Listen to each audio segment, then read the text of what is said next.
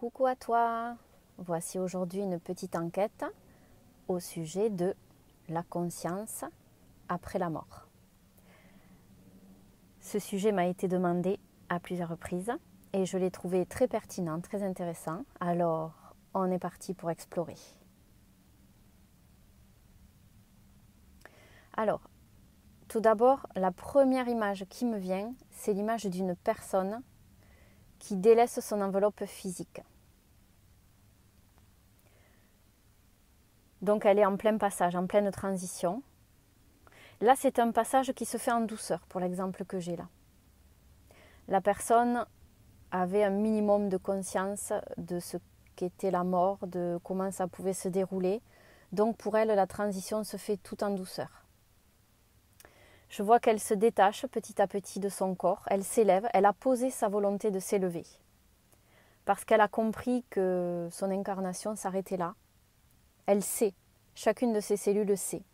Donc elle a vraiment un minimum de conscience, je le reprécise.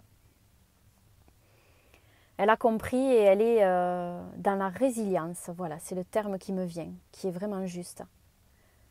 Elle a compris que c'était le moment de lâcher, pour qu'elle puisse intégrer tout ce qu'elle a vu durant son incarnation. Alors elle se laisse aller, et je vois que chacune de ces particules se détache du corps physique, et c'est comme une vague d'énergie qui se détache de son corps progressivement, cellule après cellule, particule après particule. Et elle se retrouve un peu comme au milieu, dans une phase transitoire, je le dirais comme ça. Elle est sur un palier, le palier du milieu. Je te dis les mots tels qu'ils me viennent, c'est plus parlant. Et je perçois qu'elle fait une transition au milieu comme ça. Le temps d'intégrer certaines informations, le temps d'y voir plus clair, le temps de faire le point. Mais il n'y a pas de temps dans cette dimension. Juste, je vois des particules qui ondulent. Et selon son état d'esprit, ça engendre des couleurs différentes. Donc là, cette personne était déjà pas mal consciente. Alors ça fait des jolies couleurs. Je vois des couleurs mauves, rose poudré, un peu de blanc, un joli bleu pâle. C'est vraiment des couleurs très douces pour l'accompagner dans sa transition. Et là, le temps que ça prend, eh bien, ça dépend des personnes. Pour elle, ça se fait assez rapidement. On ne pourrait pas qualifier en temps terrestre, en temps linéaire, mais on peut dire que sa transition se fait relativement rapidement. Puisque là, ce qui m'est montré, ce que je vois par ma conscience, c'est que vraiment, il n'y a pas de dimension temporelle ici.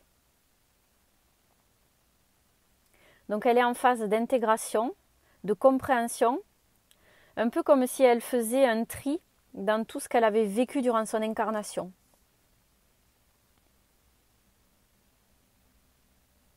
Ce temps-là peut durer un certain temps et après, elle va franchir des paliers supérieurs. Je vois qu'elle va petit à petit monter, palier par palier, intégration après intégration.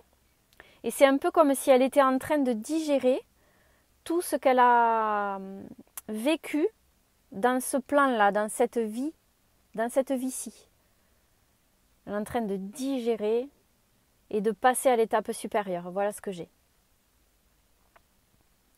C'est un peu comme si elle était en train de purifier son essence, quelque part. Plus elle va comprendre ce qu'elle a vécu dans son incarnation, plus elle va épurer son essence. Plus elle va la magnifier, la rendre fine et la rendre subtile et capable de s'élever vers des sphères plus lumineuses. Voilà, on est vraiment dans un plan subtil, on n'est plus dans la 3D là. C'est clair. Pour ceux qui atterriraient ici par hasard, ne soyez pas surpris. On va chercher loin sur cette chaîne. Et donc là, c'est vraiment de plus en plus fin, de plus en plus subtil. Et plus elle s'élève par palier, plus elle s'affine. Plus elle conscientise des choses, plus elle est capable d'en conscientiser encore d'autres. Et plus l'impossible devient possible. Voilà, c'est exactement ça qu'il faut retenir.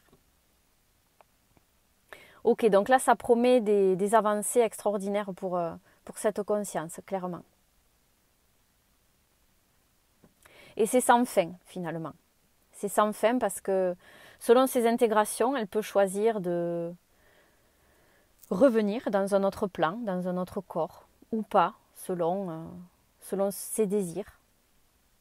En tout cas, ici, on a affaire à une personne qui n'est pas victime de la matrice. Clairement, elle a compris qu'elle avait tous les pouvoirs de par son positionnement, ses intentions, sa façon de voir la chose, de voir son plan subtil et surtout ses responsabilités. Pour cette personne, tous les champs sont ouverts. Alors, on va en prendre une autre, une qui n'est pas consciente. Ensuite, on pourra aller explorer le cas d'une EMI, si tu veux aussi. Mais on va commencer par une personne qui n'est pas du tout consciente, par exemple, qui n'a pas de croyance, qui pense qu'une fois que la vie s'arrête, il n'y a rien derrière. Voilà. Une personne qui vraiment n'est pas disposée à voir ce qu'il y a au-delà du visible. Et il y en a pas mal. Ce qui me vient pour arrondir, c'est à peu près 50%. Plus ou moins, sans entrer dans le détail. Parce que tout peut évoluer à l'instant T. Et d'ailleurs, tout évolue. Les statistiques ne sont pas figées. Là, donc, le cas d'une personne qui ne croit en rien. Alors déjà, quand je vois que la transition est très difficile. Pour lâcher son corps physique, c'est très compliqué. Elle y est attachée, elle s'est identifiée. Elle a passé sa vie à croire qu'elle n'était qu'un corps de matière dans cette densité et qu'au-delà, quand ça s'éteint, il n'y a plus rien. Elle n'existe plus. Et rien n'a jamais existé d'autre que ce corps physique. Donc là, elle a vraiment du mal à lâcher. Et dans son cas à elle, je vois que c'est la maladie qui l'oblige à lâcher.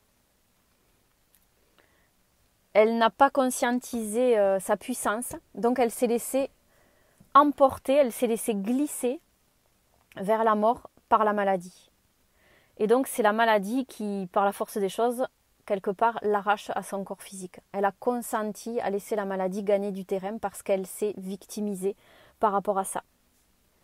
C'est comme si elle n'avait eu aucun pouvoir là-dessus. Elle n'a pas compris que c'est la vie qu'elle a menée, les croyances qu'elle a eues, tout ce qu'elle a entretenu autour de son existence qui a provoqué cela.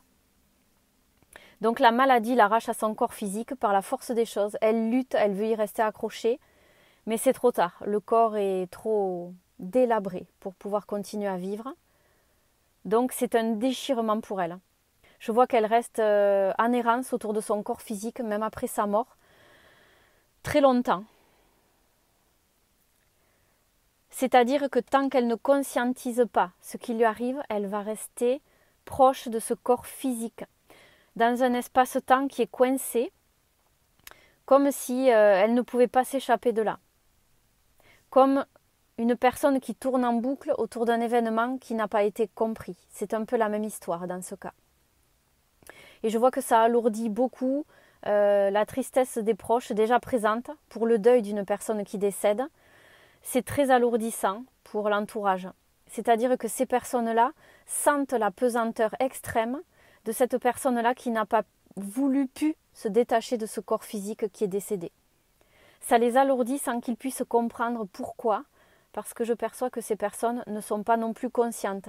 Donc, je vois que c'est l'ambiance de la fatalité qui règne. Et là, c'est très très lourd pour tout le monde. Les énergies sont vraiment figées dans cette lourdeur. Donc là, à moins de conscientiser, de vouloir avancer, de comprendre, c'est compliqué. Et tout est plus compliqué. L'enterrement de la personne, la cérémonie religieuse pour célébrer le décès, tout est plus lourd pour tout le monde. Même les participants, même les protagonistes qui gèrent tout cela, c'est beaucoup plus lourd pour eux aussi. C'est une énergie qui plombe. Et je vois même que pendant l'enterrement, il y a un souci même sur le plan physique. Je vois par exemple là un cercueil qui bascule ou qui a failli être renversé. Tout est très très lourd. Et c'est comme si tout ce qui se passe échappait aux personnes qui sont présentes sur le lieu. C'est vraiment très lourd. On n'est plus du tout dans la même énergie que la personne en conscience. Donc là, c'est un véritable déchirement. Je vois des gens qui pleurent, la personne qui pleure, qui essaie de rassurer ses proches, qui ne comprend pas vraiment qu'elle est décédée, qui n'arrive plus à s'identifier, qui est complètement perdue. C'est très compliqué. Et ça va mettre beaucoup de temps pour que les choses puissent s'apaiser et rentrer dans l'ordre. Voilà ce que j'ai pour cette personne. On pourrait prendre le cas d'une EMI par exemple là. Une personne qui vit une expérience de mort imminente.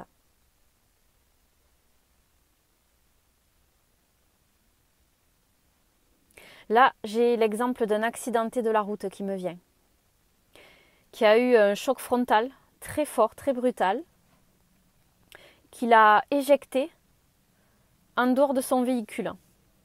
La ceinture n'était pas présente, ça l'a éjecté, et le choc violent qui a éjecté son corps dehors a projeté aussi son corps subtil. Donc la personne a été projetée et elle s'est retrouvée face à une grande lumière. Donc là, c'est ce qui est décrit dans les EMI, le tunnel lumineux. En fait, pour moi, c'est une dualité dans laquelle se trouve la personne, entre la vie et la mort. C'est pour ça qu'on voit cette lumière. C'est vraiment la symbolique de la vie et de la mort. Donc la personne est entre les deux. Elle est entre deux états. C'est pour ça qu'elle a été projetée d'ailleurs. Et donc là, ce que je perçois, c'est que si elle va toucher cette lumière, ça veut dire qu'elle va avoir une compréhension qu'elle n'avait pas jusque-là. Elle va toucher du doigt son essence, elle va la voir de près, elle va l'explorer, elle va l'affiner. Elle aura des compréhensions qu'elle n'avait pas avant. Et si elle est prête à les intégrer, à ce compte-là, c'est un peu comme si elle faisait un compte à rebours. Elle revient en arrière, elle repart au point d'origine, au point neutre où elle était restée, pour pouvoir intégrer cet enseignement dans son corps physique. Et c'est pour ça que bien souvent, on parle de personnes qui sont transformées suite à une EMI.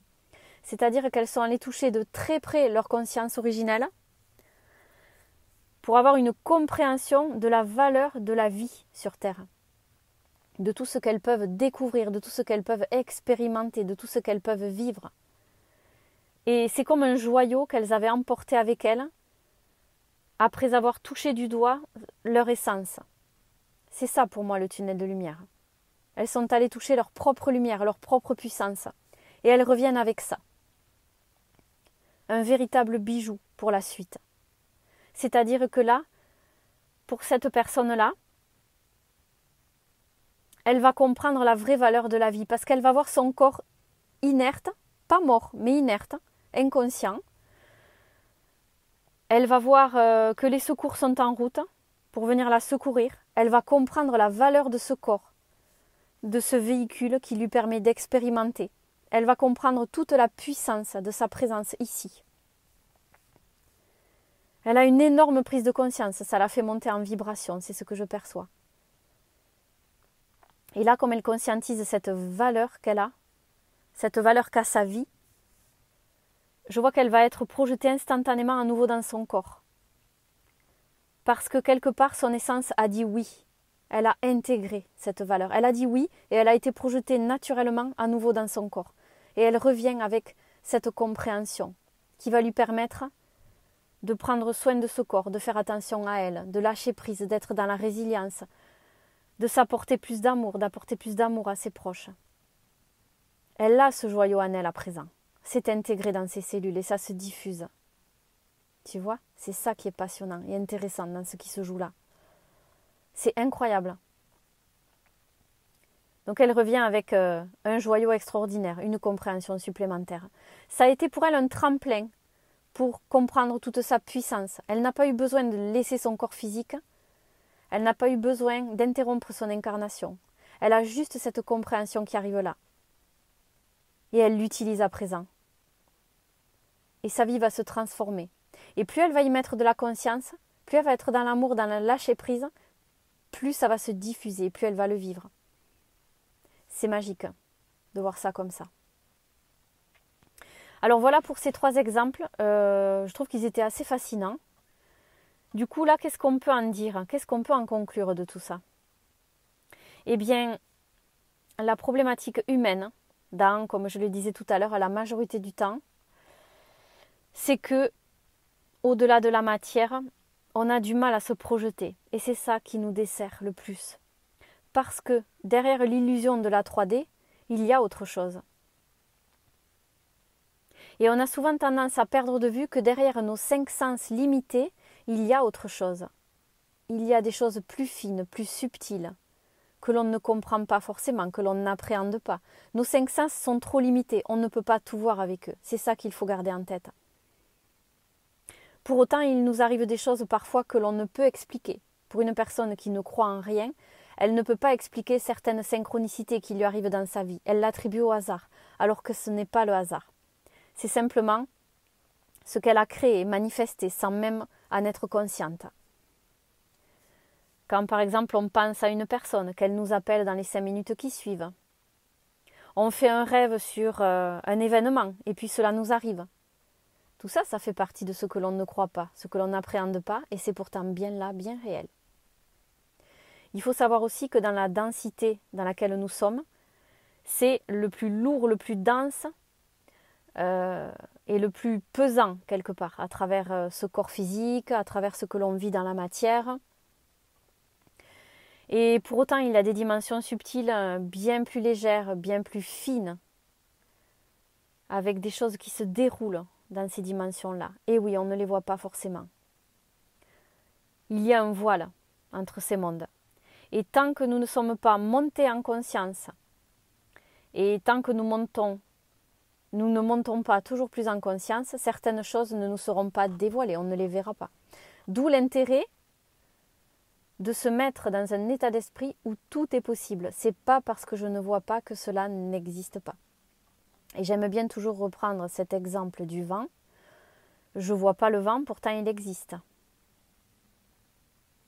Ou bien quand j'arrive dans une pièce où je sens l'énergie plombante, je ne la vois pas, pourtant je la ressens. C'est bien une preuve qu'il existe quelque chose au-delà de cette 3D. Des milliers d'exemples comme cela, je peux t'en trouver. Mais je vais te laisser y réfléchir et les trouver par toi-même, si tu as envie de t'élever au-delà. Donc on pourrait conclure avec l'idée que, justement, nous sommes aussi là pour dépasser l'illusion de la matière, cette illusion 3D, pour voir au-delà, imaginer tous les possibles. Tout ne nous est pas dévoilé justement à cette fin, parce que tout ne se joue pas forcément à travers le regard, à travers l'audition, à travers l'odorat, à travers le goût et le toucher. Tout se joue sur un plan subtil, avec ce que l'on capte, ce que l'on ressent à l'intérieur de nous. Tout simplement, ça passe pas par les 5 sens. C'est ça qu'il faut travailler. Tu le sais maintenant. Travailler de plus en plus ces perceptions fines et intuitives que tu as en toi. Pour arriver à comprendre que ce qui s'imprime dans ta matière, c'est simplement ce que tu mets en mouvement sur le plan subtil. Le plan subtil va se refléter dans le plan 3D.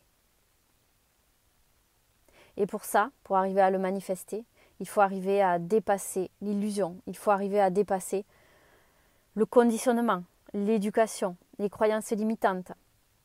Et même sur le plan ancestral, ça remonte à des croyances très anciennes, les programmations, telles que on n'a pas le choix, il faut qu'on meure un jour.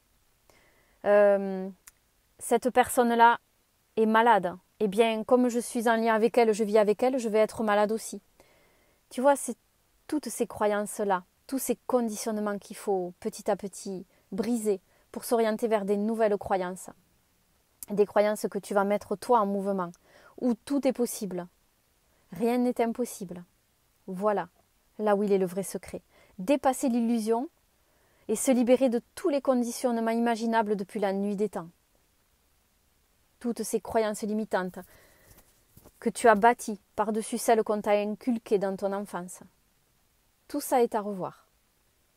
C'est un long cheminement, mais il peut être très rapide. Alors, que dirais-tu d'aller explorer ce chemin dès maintenant? Parce que bien sûr, si tu appréhendes la mort d'une façon douce et sereine, Alors pourquoi la vivrais-tu violemment? Et pourquoi la transition serait-elle difficile? Car même si tu n'y crois pas, eh bien, il y a autre chose derrière. C'est déjà une première croyance à insuffler en toi et à la développer. Car si tu crois et si tu sais qu'il y a autre chose derrière, eh bien, tu mettras toutes les chances de ton côté pour le vivre. Et c'est là que la magie opérera. J'espère que cette enquête t'aura plu. Je l'ai trouvée passionnante. Et je te dis à une prochaine fois pour explorer un nouveau sujet. Avec autant d'engouement qu'on le fait habituellement. Je te remercie pour ta confiance infinie, tout l'amour que tu donnes à travers cette communauté. Merci à toi. Et sache que je dis oui à essayer toujours plus de t'apporter les éléments dont tu as besoin. Alors on continue d'explorer ensemble. Et je te dis à très bientôt et merci pour ton écoute et ta confiance. Au revoir.